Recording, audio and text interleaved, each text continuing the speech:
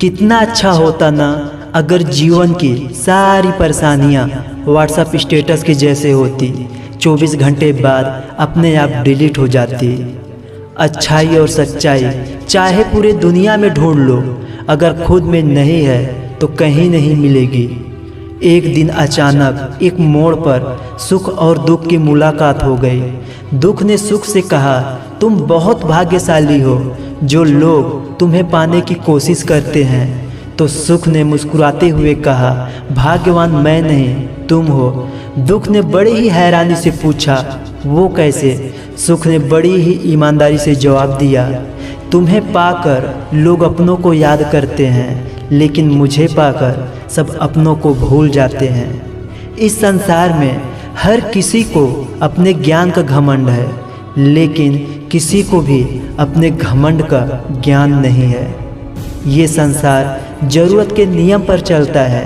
सर्दियों में जिस सूरज का इंतज़ार होता है, उसी सूरज का गर्मियों में तिरस्कार भी होता है। ठीक वैसे ही आपकी कीमत तब होगी जब आपकी ज़रूरत होगी। कुछ बातें कांटों से भी ज़्यादा तेज चुभती है। कांटों से मिला जख्म तो कुछ ही दिनों में भर जाता है, पर दिल पर लगी बातें ज़िंदगी भर याद रहती है। किसी ने मुझसे पूछा, इस दुनिया में आपका अपना कौन है? तो मैंने हंस कर कहा, अगर समय वो सही है तो सभी अपने हैं, वरना कोई नहीं। करते हैं मोल भाव भगवान की मूर्ति खरीदते समय, और फिर उसी मूर्ति से घर में करोड़ों मांगते हैं। ये नादानी भी सच में बेमिसाल है।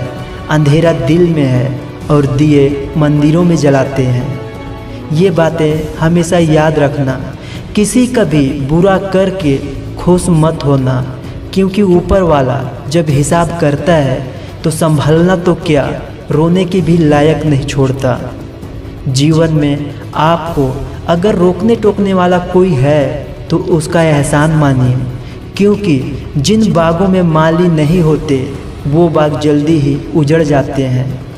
कौन क्या कर रहा है, कैसे कर रहा है और क्यों कर रहा है, इन सब से आप जितना दूर रहेंगे उतना ही खुश रहेंगे।